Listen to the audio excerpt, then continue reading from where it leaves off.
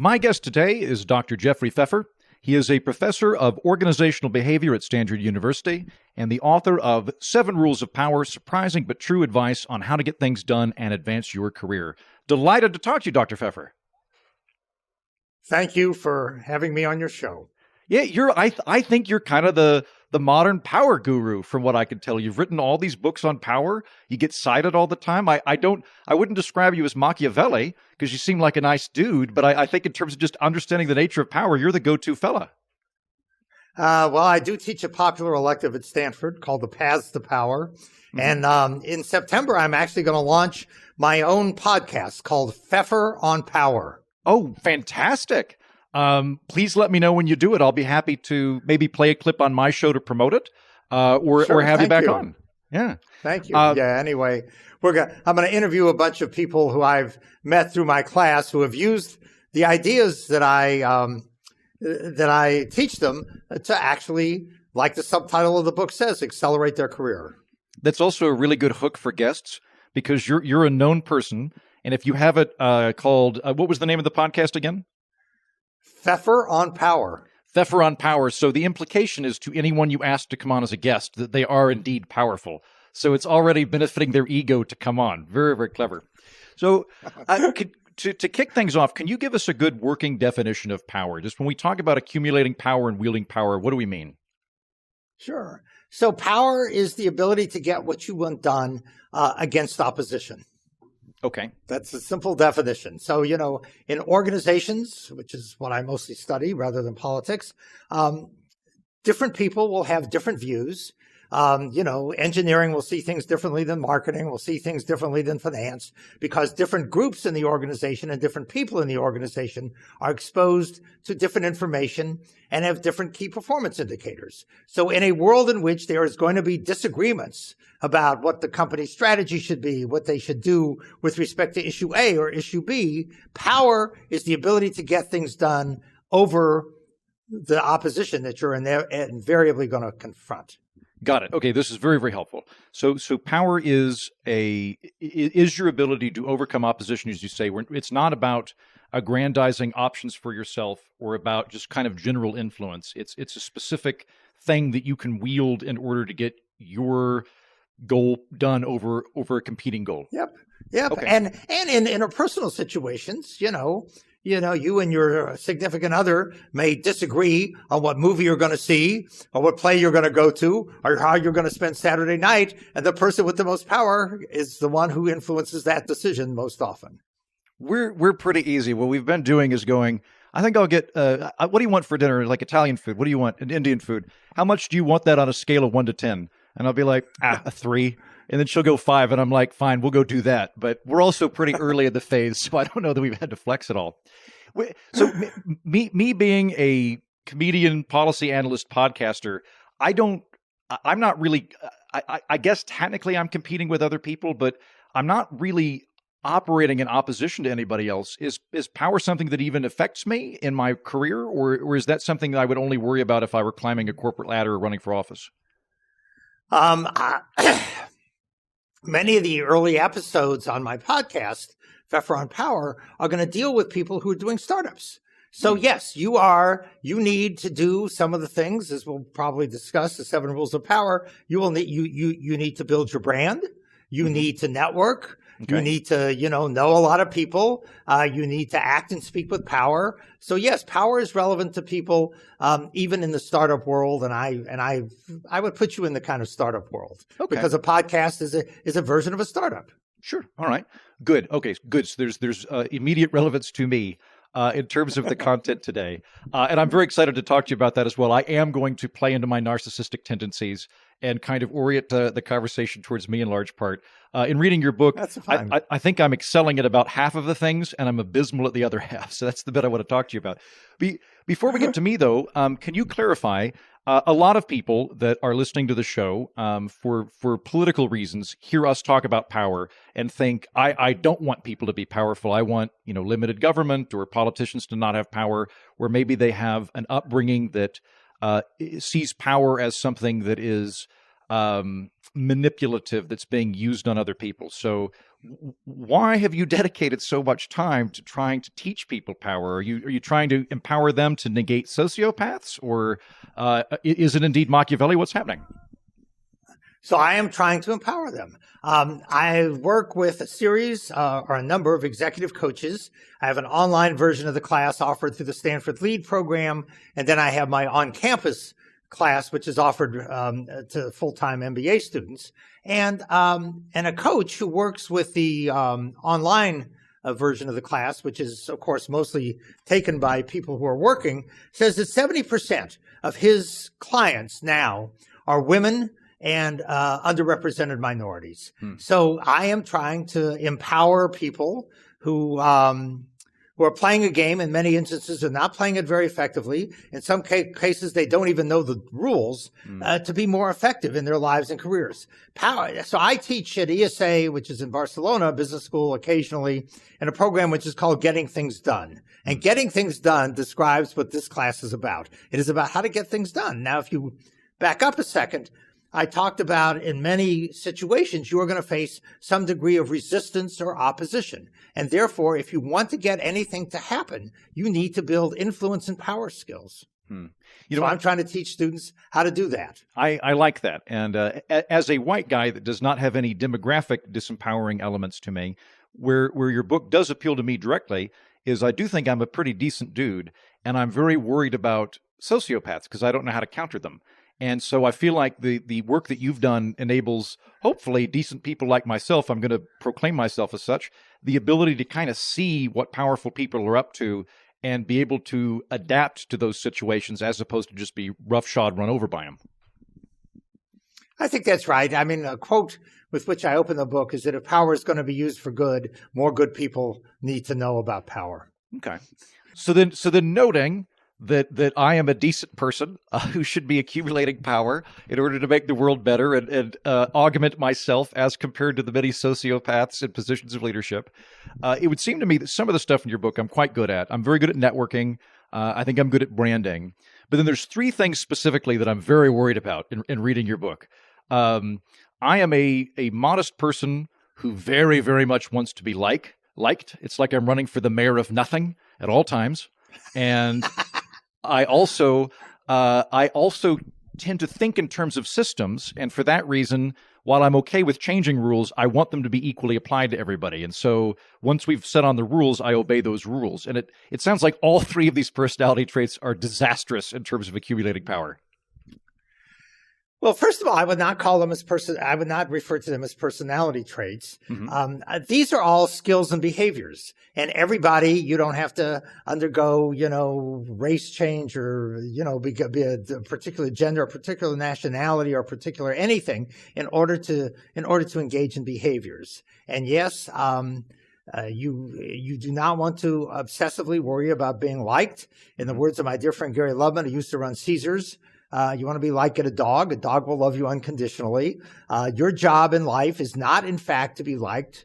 And I think in the world that we're talking about, politics, we see this all the time. I mean, I'm not sure that many people, even in the Republican Party, necessarily, in quotes, like Donald Trump. But I think, the people who are voting for him, not necessarily saying, I love every trait or whatever, but they are aligned with him for other reasons, including, the pact kind of with the devil, if you will, with Mitch McConnell. I don't think Mitch necessarily, because he said this, appreciates or likes everything that Trump has done. But this was a way of basically getting a bunch of conservatives on the Supreme Court. And it's a deal that you're willing to make. So I think power is about, in part, pragmatism. That's number one. Number two, breaking the rules. If you want social change, you have to break the rules. The father of South Africa, Nelson Mandela, was the father of South Africa when he was in jail. Martin Luther King's letter from a Birmingham jail was written while he was in a Birmingham jail. When Rosa Parks decided to sit in the front of the bus rather than the back of the bus, she was breaking a rule and a custom about where African Americans should sit. John Lewis, the late congressman, said, we need to get into trouble, good trouble. Malcolm Gladwell wrote this incredible article in the New Yorker in 2009 entitled How David Beats Goliath. And how does David beat Goliath? Well, not by fighting on Goliath's terms. He's not going to put on a bunch of armor and carry some heavy sword where Goliath is going to crush him. He is going to fight like a shepherd and use a slingshot. So there is a lot of evidence to suggest that, if the rules favor you, by all means follow the rules. But for those people who are not being favored by the rules, or if the rules are unfair or whatever, you need to break the rules. And breaking the rules often catches people by surprise. And people are often conflict averse. So it's amazing what you can get away with. And if you think about, many unconventional political campaigns, they've broken the rules. Yeah. Well, I guess maybe I'm hung up then on, because we're using the term rules very broadly, of like, I have no problem breaking convention or breaking presumption, right? Of just everybody tends to do it this way. That's different. I guess for me, it's more of like ethical restraints and things that I have a problem breaking. But it sounds like you're kind of just defining it in general as the norm. As norms, absolutely. There's a wonderful article, which I cite in 7 Rules of Power by Sam Borden. And, he looks at the U.S. men's soccer team. And the U.S. men's soccer team believes in quote, sportsmanship. So they will not do what many of the world-class soccer players like Cristiano Ronaldo do, which is, if you basically touch them on the field, they fall down and roll over and, act, it's in basketball, it would be called drawing a foul. In soccer, I guess it's kind of the same thing. And the article by Sam Borden says, does this disadvantage the U.S. men's soccer team? Because they won't do what their opponents are willing to do, which is try to, turn niggling knocks into grim death, to quote the article. Does this disadvantage them? So it's kind of a conduct, a norm of sportsmanship. Some people, are willing to do stuff. Some people aren't. There are tennis players who are willing to argue with the line judges and some aren't. And so the question is, how far are you willing to push, I would say, social convention? Okay. Very interesting. By the way, some of the most powerful people, like Elon Musk, he's been sanctioned by the SEC. Larry Ellison of Oracle, early on in his career, was sanctioned by the SEC, Securities and Exchange Commission, for inflating sales figures. I'm not telling you ought to inflate sales figures, but on the other hand, Adam Newman of WeWork just raised $350 million from Mark Andreessen. Yeah, that guy's back. Amazing. I'm glad you bring up Elon Musk and some of the other movers shakers. I had a friend of mine on the show a couple of years ago that had worked with Steve. Oh my gosh, my name just went blank. Apple founder, Jobs. Steve Jobs. Thank you very much, Steve Jobs. He'd worked with Steve Jobs, and it seemed to me that the socially deleterious effects of certain personalities at the same time are connected to their ability to think outside the box. So the people that tend to be unbound socially and be kind of rude and diffident also don't care about whatever conventional thinking is, so they can be very innovative at the same time, and you kind of get both. That is correct. And consistent with one of the barriers that you claim you have, I'm not sure you do, they also don't care about what others think. I mean, Steve Jobs really did not care. Elon obviously does not care what at least what many other people think about him. I mean, he's focused on, and they were all focused on getting done what they thought needed to get done. I think I still have quite a lot of that likability in me. If you're indicating this is not endemic personality traits, but rather like mental habits, and you can modify them over time. You can change. So should I make a list of all the people that I care about and just not care about other people, or should I go on Twitter and inoculate myself to hatred? What would you advise me to do? I teach at Stanford, and we, like every other university, have a course evaluation system at the end of which people give you little numbers. And by the way, the research evidence suggests that there is no correlation, zero, between student ratings and how much students learn. Therefore, I don't believe student ratings are actually very, very important. And therefore, I never look at them. I was about to say this sounds like a man with low student ratings.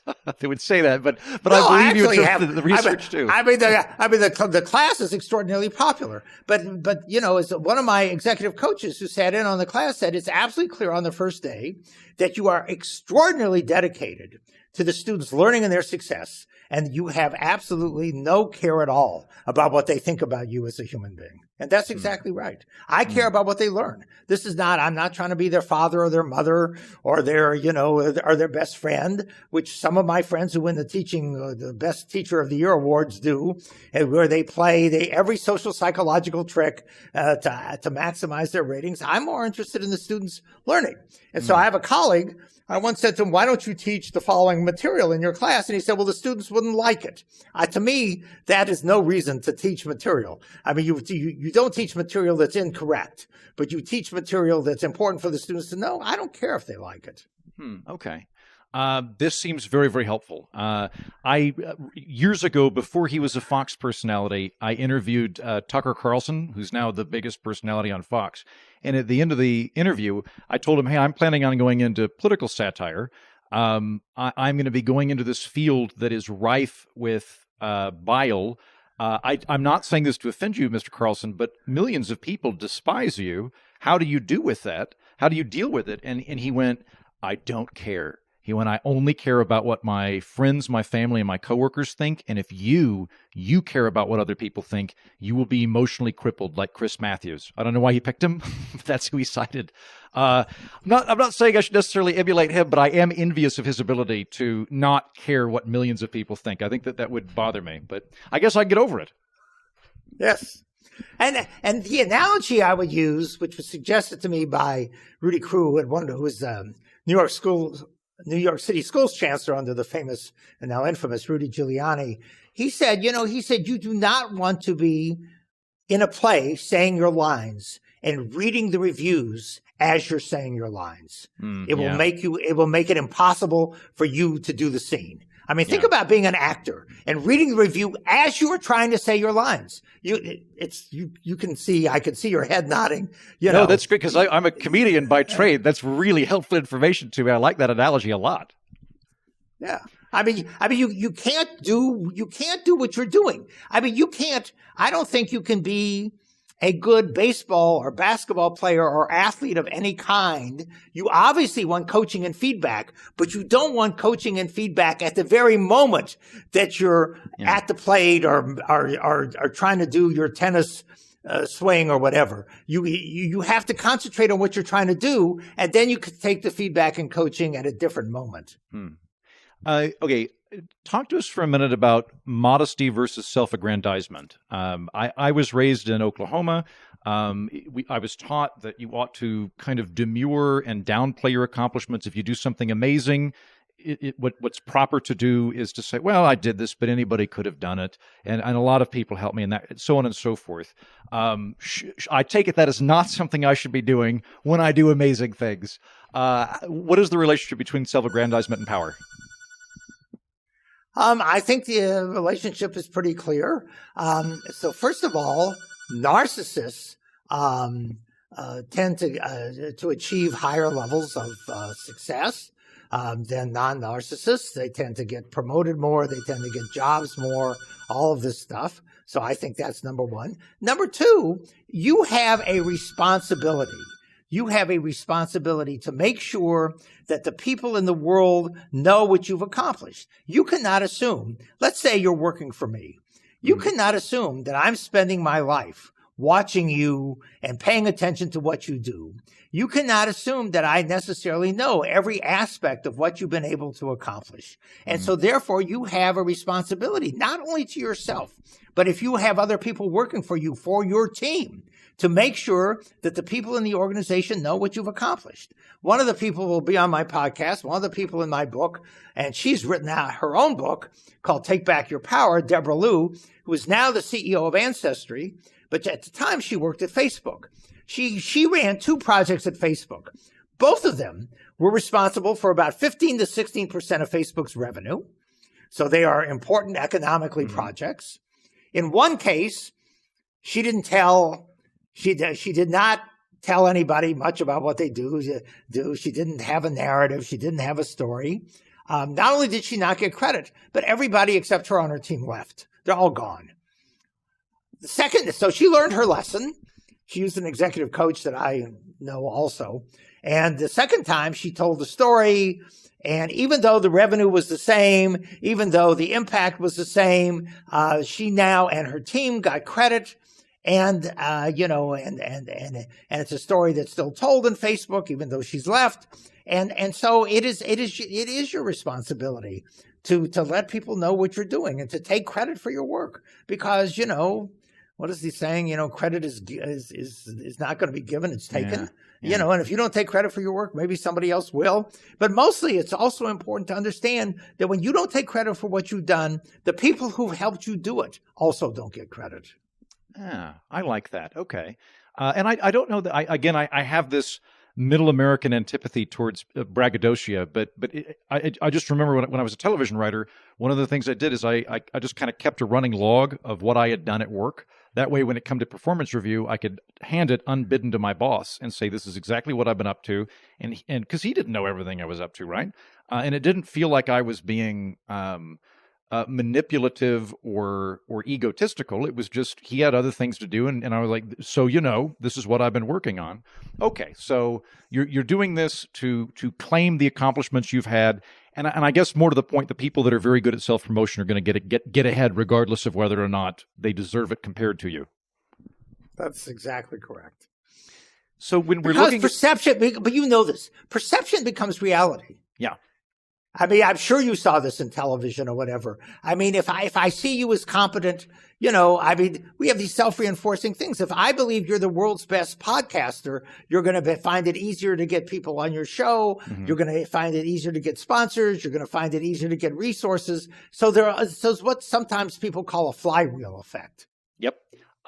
Maybe I'm not nearly as bad at this as I thought I was, because it just occurred to me that when we invite guests on the program, we have a whole paragraph of, here are recent Pulitzer Prize winners that have come on the program before. It's all honest, but we explicitly do that. Here are members of the House of Lords that have appeared on the program to indicate to you, the guests that I want to come on, that we consider you this caliber and we are that caliber show that has them. Okay, good. Apparently I'm ahead of the game. Just didn't realize this. I'm sure you're not as bad as you think you are, because you wouldn't be doing where you are and have your success. Well, and I look forward to listeners absolutely demolishing any claims of modesty that I've made in the comments, which could happen coming up. We'll look at some of the traits here in a minute of powerful people. We'll come back to this idea of perception as reality. But before we do that, are there any, or how much of conventional understanding of power and people in leadership is wishful thinking and fairy tales, i.e., we want leaders to be modest, authentic, warm, so on and so forth? How much of that is nonsense? About all of it. Okay, good to know.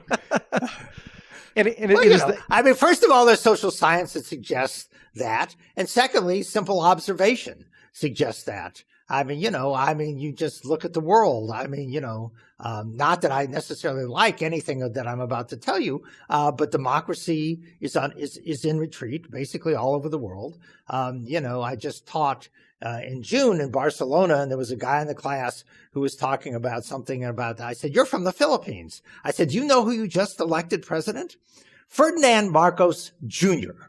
Ferdinand Marcos Jr., the son of Ferdinand Marcos, he and his wife, Imelda Marcos, were driven out of the Philippines accused of looting the country of billions of dollars. And their son, Ferdinand Marcos Jr., was just elected, by the way, by an overwhelming majority of the president of the Philippines. I highly recommend the documentary The Kingmaker, which is a documentary on Imelda Marcos, who at 90 years old has more power than most people. And you can see her plotting in the documentary, because the documentary was done before the election, to put her son back in the presidency. Amazing. All the more reason that decent, upstanding people should learn the tools of the trade when it comes to power, so that we can be more competitive against the sociopaths looking to roll back democracy and liberalism. So most of it's bunk. Is most of it bunk because we, the regular people, want to delude ourselves into thinking that the world is more fair than it is? Or has it actively Correct. been foisted on us by a power structure that benefits from it? Maybe both, but I think we want to believe. I mean, Hmm. people want to believe, people want to believe that, there was a thing recently, which I posted a LinkedIn thing on in the New York Times about bosses who are crying at work and whatever. By the way, they're not crying as they're laying people off. But there is this thing that we want people to be authentic and modest and truthful and, even though, by the way, there's a wonderful article published in a very fancy psychological journal entitled Lying in Everyday Life that talks about how the average person lies twice a day with no consequences. And Adam Grant, the famous Adam Grant, has my favorite column he ever wrote in the New York Times some years ago is entitled "Unless You're Oprah, Be Yourself" is terrible advice. And he talks about the author A.J. Jacobs, and there's this movie Liar Liar by Jim Carrey, but A.J. Jacobs decided to be completely honest for 3 weeks. Of course, it didn't work. And he concluded that, without lies, marriages would crumble and everybody would be fired, etc.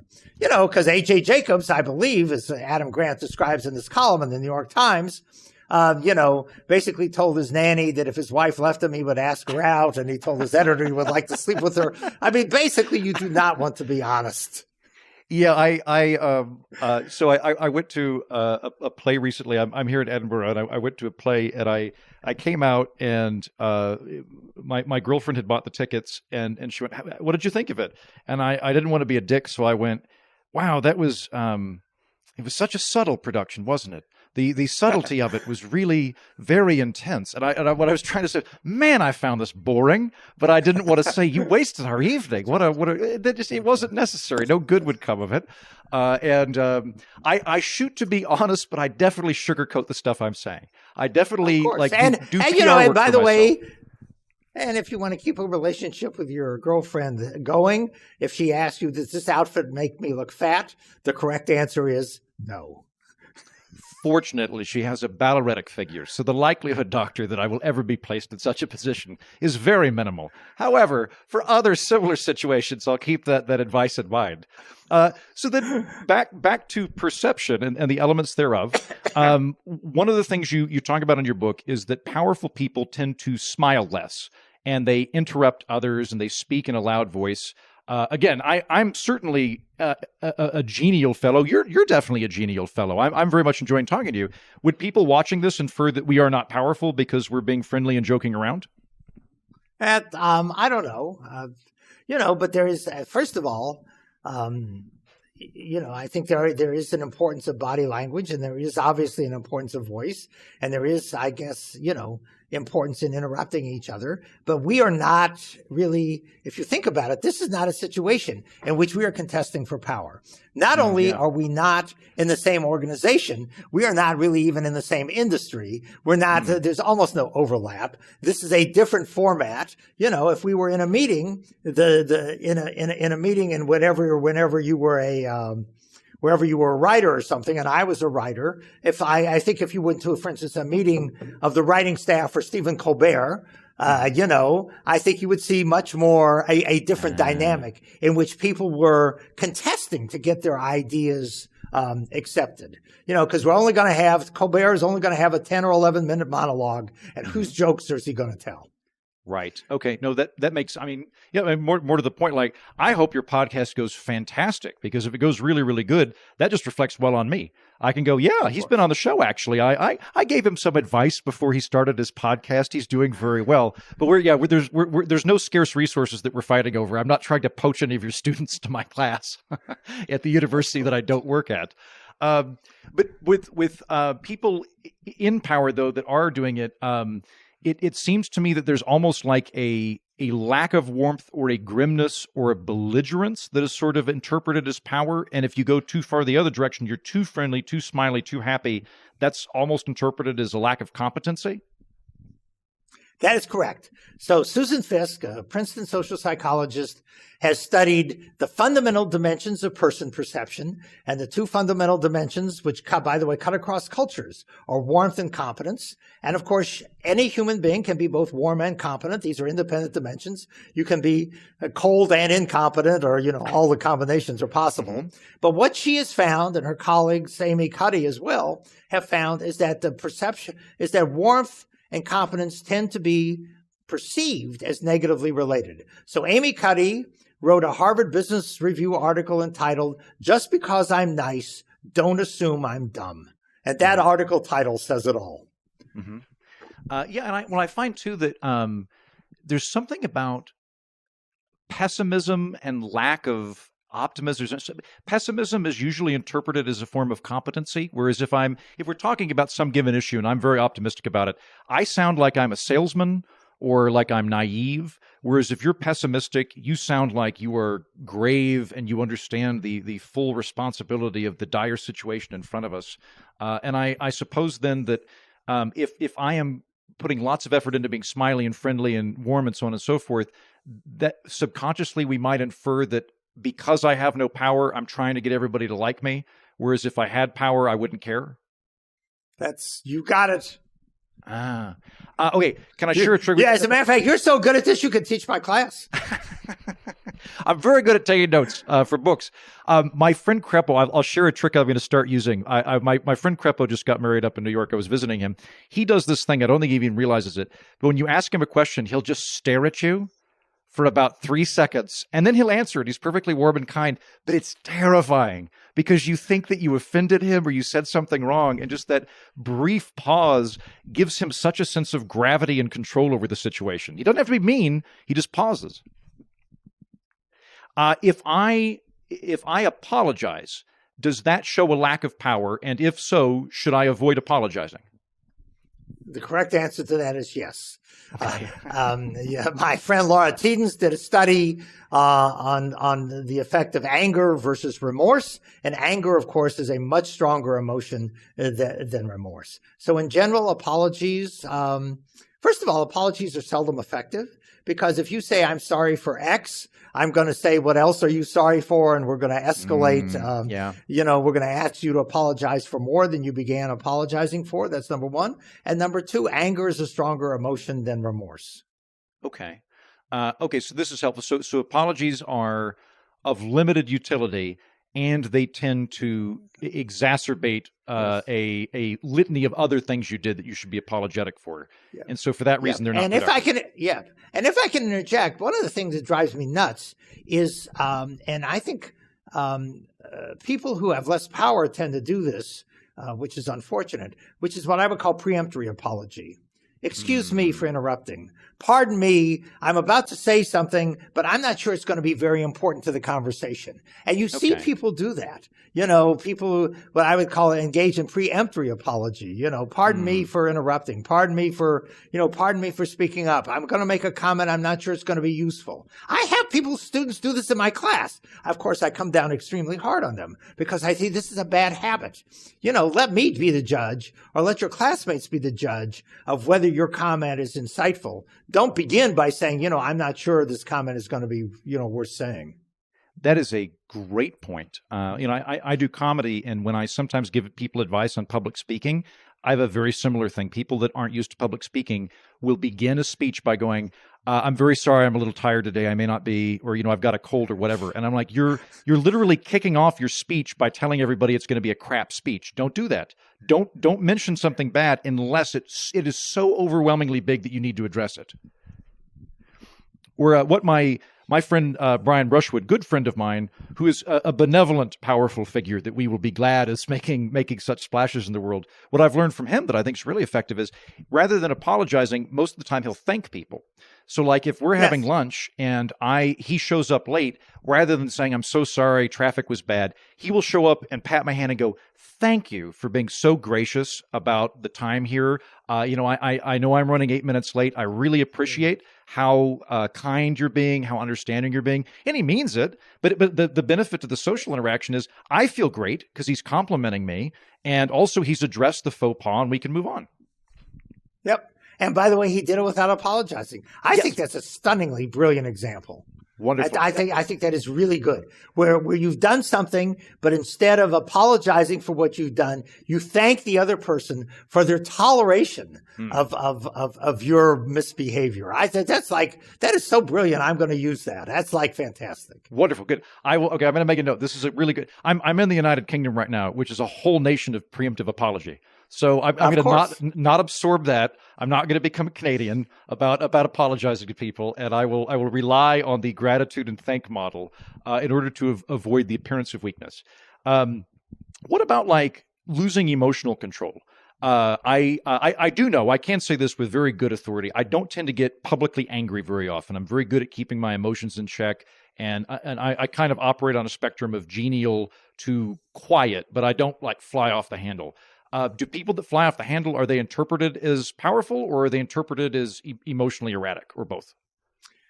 Probably both. I don't think people, I try to tell people that you should not get angry in terms of internally, because you should obviously be able to display strategically the emotions that you need to display, but sometimes you need to display anger. I mean, if people have done, or if an organization has done something that is particularly offensive or harmful to you, I think Machiavelli was right. It's better to be both loved and feared, but if you have to pick one, be feared. Okay, good to know. Then on that note, you mentioned in the book that surprise is an excellent tactic for being powerful. Why does surprise make you seem powerful? Why is it effective? Because surprise, when people are, apparently there's research on this, when people are surprised by you, they pay more attention and they find you more memorable. And obviously, in order to hire you, I have to remember you. So surprise causes people to pay more attention, which is a good thing. That's why, I mean, if you go to a good show, or for that matter, a good comedy act, there's a line at the end that oftentimes, the punchline is often catches people a little bit by surprise, or the magic act will catch people a little bit by surprise. I mean, you want to surprise people. It causes them to pay more attention. And I suppose isn't that your experience? Oh yeah, for sure. I mean, like surprise is an integral part of comedy, right? Like I think, generally speaking, stand up in pretty much all forms is a combination of incongruity and surprise.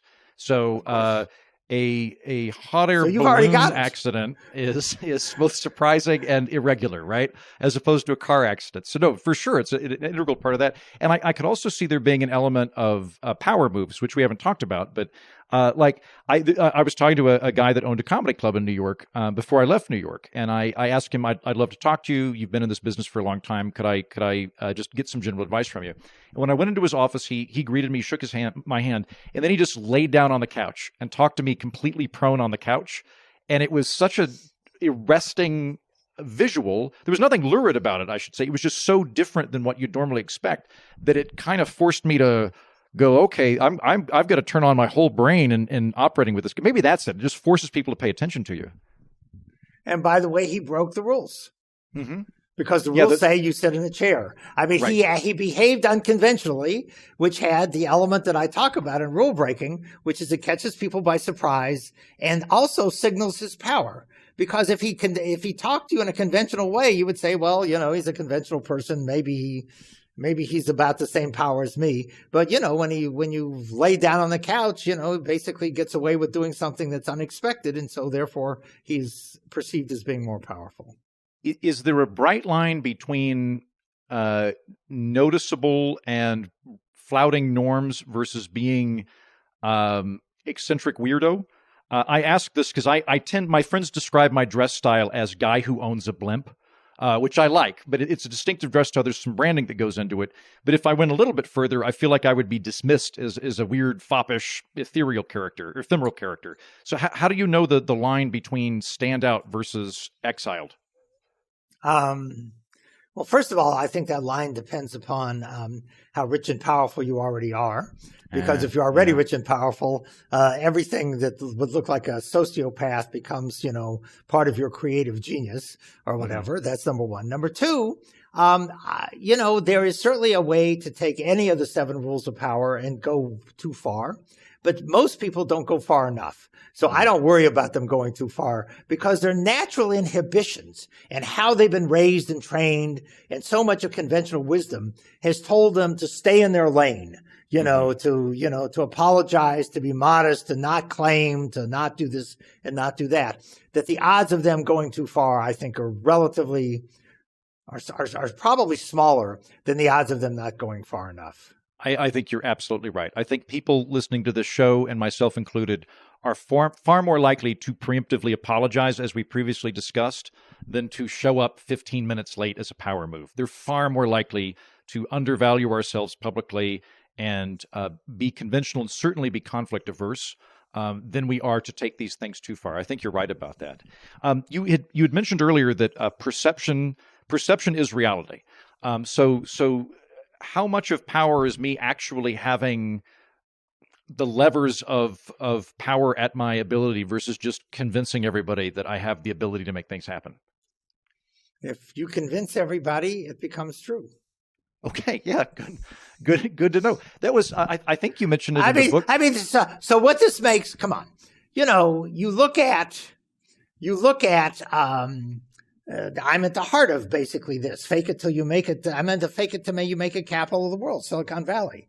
Elon Musk was within 6 weeks of running out of money. I mean, building a business, being an entrepreneur is mostly about convincing other people that you're going to be successful. Because if nobody believes you're going to be successful, no one is going to work for you. No one is going to invest in you, and no one is going to buy your product or service because they don't think you're going to be around. So life becomes a matter of creating a perception. Steve Jobs, you look at his Wikipedia entry and you will see the phrase reality distortion field. What is a reality distortion field? It is Steve Jobs' ability to convince people that the world he envisioned was actually the real world.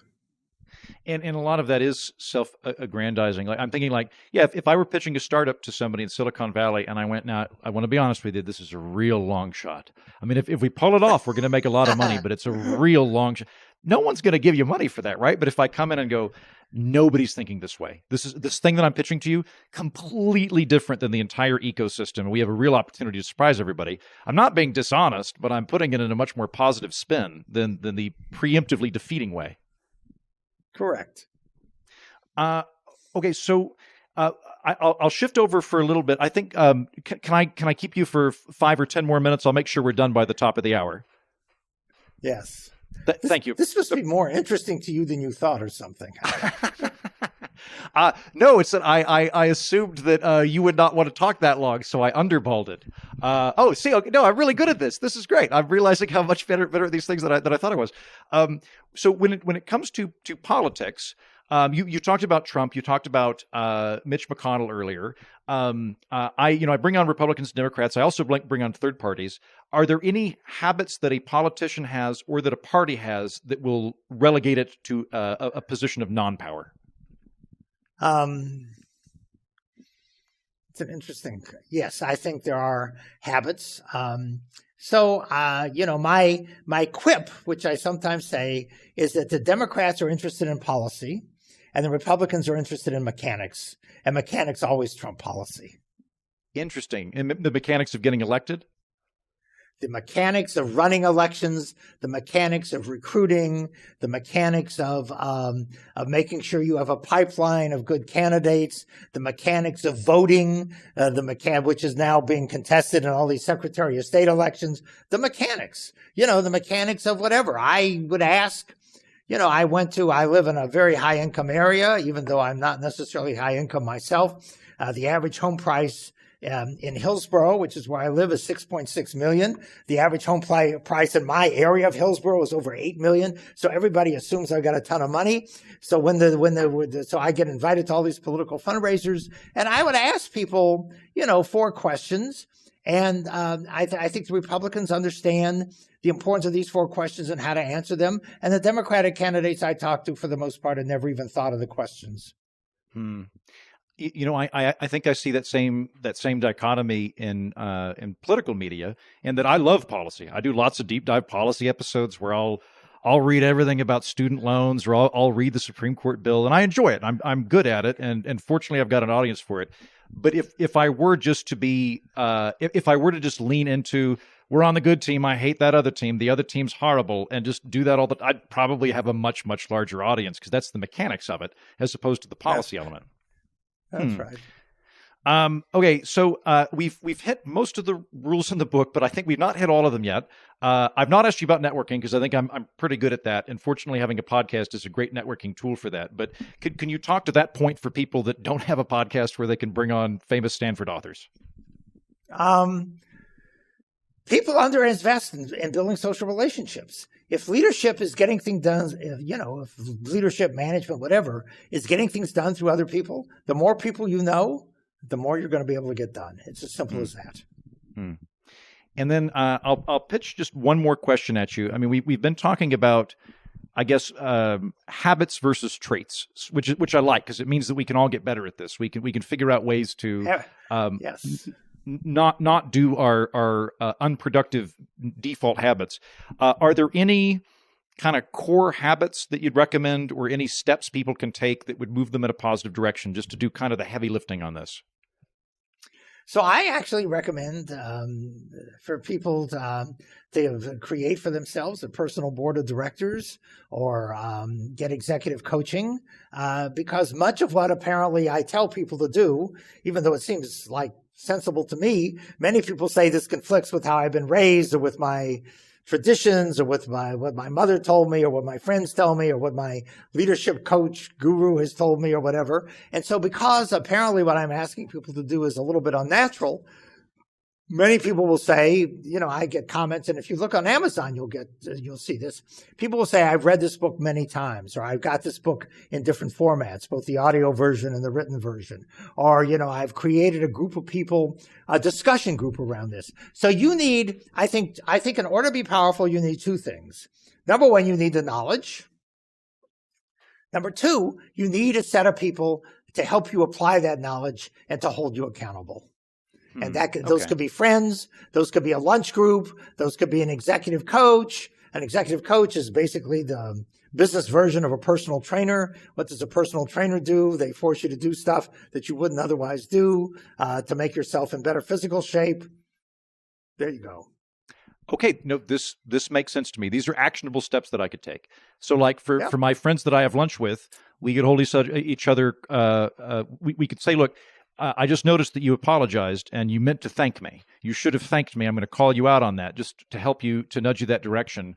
Or I've not gone to a coach, but I've heard good things, and I know several coaches, and like they might say, what did you do today? And I go, well, I did a little bit of work. And they're like, no. And I go, oh, I interviewed a famous author from Stanford. He's the global premier authority on power. He loved me. Everything went really well. But just kind of like have people point out when you're being self-effacing versus self-aggrandizing. And hold you accountable. So if you say, let's say you're in the pharmaceutical industry, or you're in the semiconductor industry, whatever industry, and I say, I have my students do this exercise. Name 10 people who you need to meet, either inside your industry or outside your industry, or both, who, if you knew them, could be career helpful to you. List those people. How are you going to meet them? And then when you get together with your coach or your group of friends, say, you had a list of people that you were going to meet. Did you actually go out and meet them? Right. Well, and I think another big thing, which you point out in the book, is that we have such repulsion to bothering people and asking them for help, but that is a big part of this. And most people are unbothered by that. I have been surprised at how easy it is for me to talk to authors. Because authors, I think being a writer is a fairly thankless job. And when somebody reaches out and goes, hey, I read your book, I thought it was really interesting, I'm apt to be able to talk to them. And I would imagine other people in other fields could email the 10 people that they think would be really cool and go, if I'm ever in town, I'd love to get a beer with you, or take you out to lunch or something, and see if something opens. And asking is flattering. To ask you how you become a successful comedian or a successful podcaster, basically, or to ask you how you've, how you built your career, is flattering, because it says, I want to learn from you. What's more flattering than that? Nice. All right. Well, Dr. Pfeffer, I had a great time talking to you. This was a fun chat. If I go back to school, I'm going to go to Stanford. I'm going to take all your classes. And in the meantime, highly recommend your book, Seven Rules of Power: Surprising but True Advice on How to Get Things Done and Advance Your Career. Thank you so much. Thank you. It's been fun. That's the show. Thanks for listening. Thank you, media assistant Eric Stipe, who edited today's program. And on that note, thank you, glorious patrons of the orphanage, who make the whole thing possible. You can join them and support the show by going to patreon.com/Andrew Heaton. Until next time, I've been Andrew Heaton, and so have you.